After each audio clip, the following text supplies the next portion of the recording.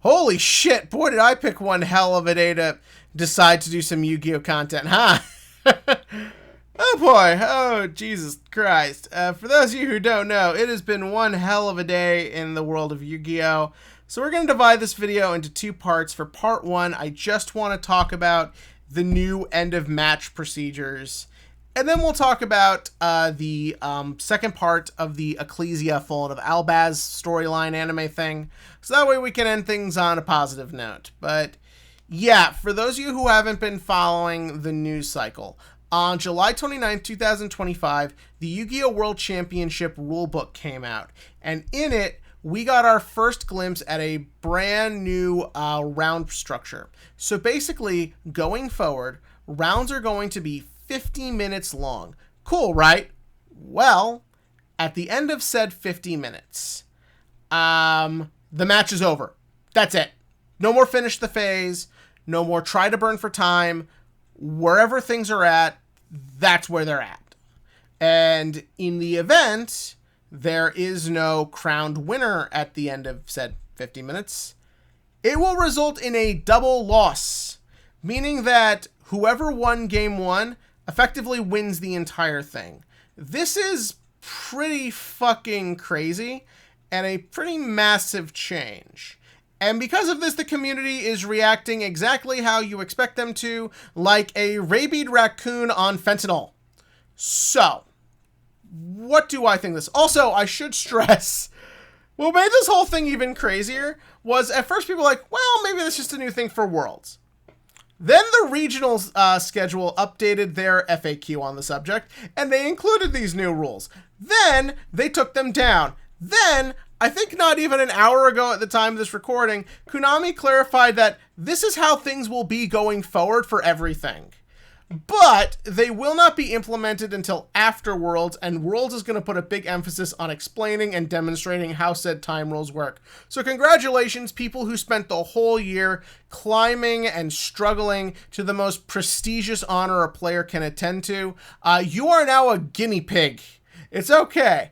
I was actually at YCS Secaucus 2018, the first event to implement the current time rules, and yeah, it didn't go very well. But yeah, I should probably say what I think of the matter. I'm very in the middle on the whole thing. Honestly, I kind of get where both sides are coming from on this topic. I am leaning to liking it with some big caveats. The first and foremost is there are a lot of misconceptions going around. I brought up the thing about whoever wins goes first. A lot of people are like, I play a 40-minute game one and then my game two doesn't end, so it's double loss, how dare they? No, the policy specifically says first player to get 2 wins or the first player to get 2 losses, wins or loses respectively.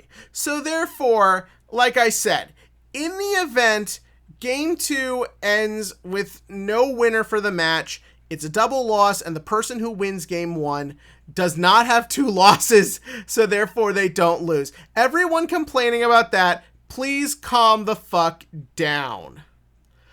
Also, things that I think are kind of good. Trying to burn in time and stall so you can try and burn in the end phase or the final phase of the match is also gone. This is what made the current time rules so unfair. The fact that it so easily allowed for you to be able to implement Game 3 strategies that could do this. We were about to see this get even worse with K9 Vanquish Salt, the deck I'll be playing, being able to use Heavy Borger to win in time. Honestly, like, Vanquish Salt had an amazing showing over the last couple of weeks at the various big tournaments. Wouldn't shock me if a lot of people won due to that alone.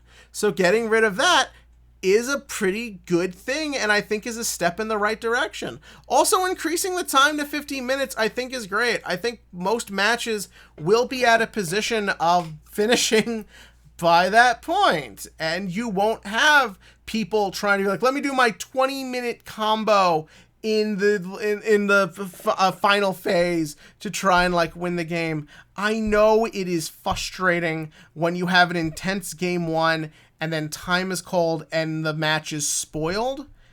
But man, does it suck when I'm at a 9-round regional and it's like 11 o'clock at night and we're still going because of time shenanigans.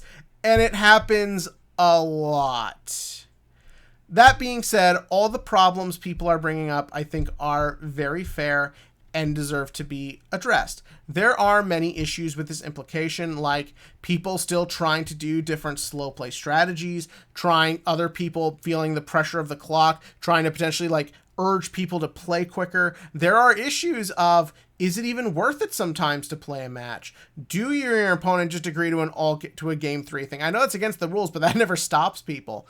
Does this mean you put more emphasis on game 1 and the art of side decking gets hurt a lot? Many people are saying this is to almost make us a best of 1 game like a card fight Vanguard. Well, I think that's a little extreme. I can sort of get that take.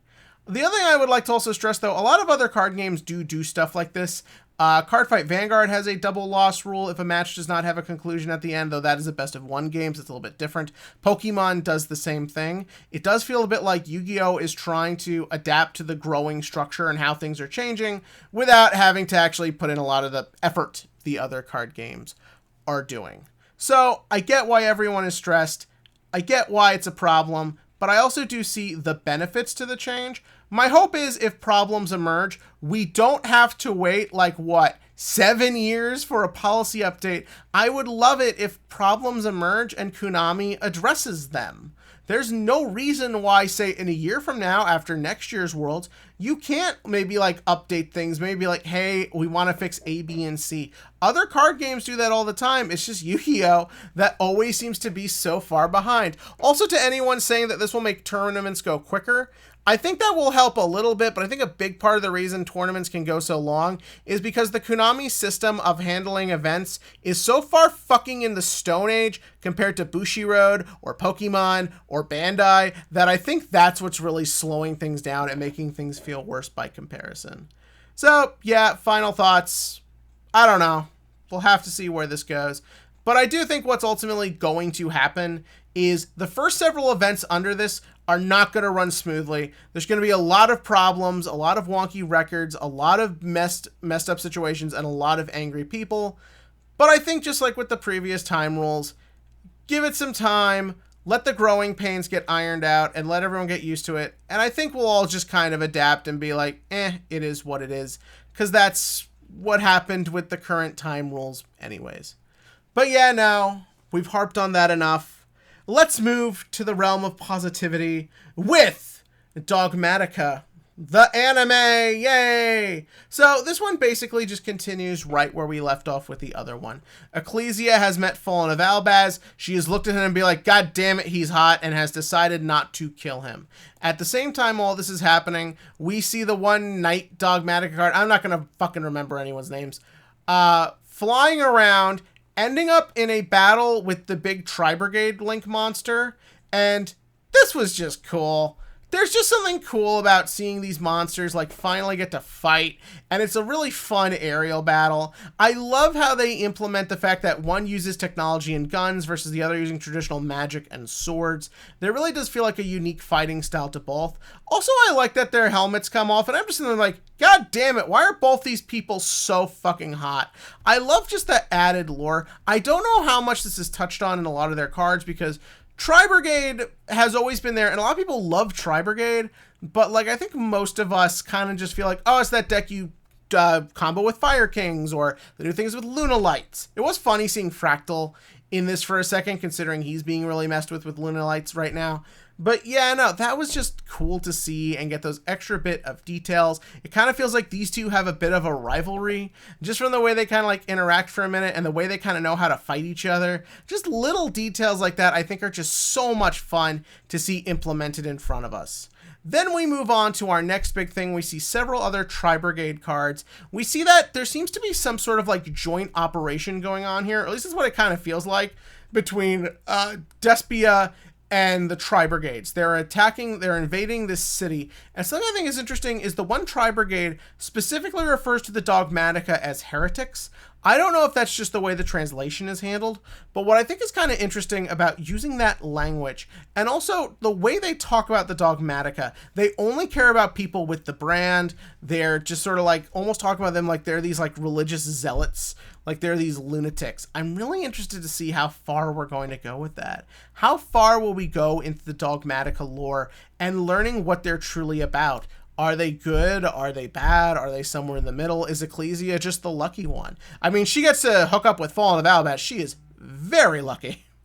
But yeah, no, I think it's really interesting to see. I always felt like the Dogmatica, while they're obviously meant to be this very like medieval inspired, like knightly, like heroic type looking archetype, there is a sinisterness to them, and I like that the one dude with the long claws really emphasized that in this. They've all got their, like, Wolverine claws, and you're just kind of like, something just feels ominous about this. Like, something just doesn't feel right. And then, we get that. Ecclesia refuses to kill Fallen. She can tell he is in pain. She can tell he is not fighting, or at least not trying to fight of his own volition. And for that, she feels that peace must try to be made. And she tries to make it with the Tri-Brigade, and she tries to expect that of her people. However, as we see, this dude ain't right, and proceeds to do a thing that causes her brand to go out of control. And she looks like he's going to fire some big diamond laser doohickey. And then Fallen jumps right in the middle. After he was shown kindness, he showed kindness back and attempted to defend Ecclesia, which of course caused him to turn into the one branded dragon fusion I don't think anyone ever uses. The problem with this one for me is going to be the fact that they made so many fucking branded cards, just so many of these random fusions that, and only like what, 5 of them are relevant for such a massive archetype. At least as far as the fusions are concerned, that a lot of them it gets hard to remember. I know I'm going to have that problem with the Tri-Brigade too. My problem with this whole lore was it had so many archetypes and had so many fucking cards that I think it kind of got lost. So I can't necessarily react super highly to everything, but I do still really like what I'm seeing, and I am super excited to see where we go from here, because I am digging the hell out of this. So yeah, there you go. 2 Yu-Gi-Oh stories for you. One ending in unknown territory. The other ending in positive territory.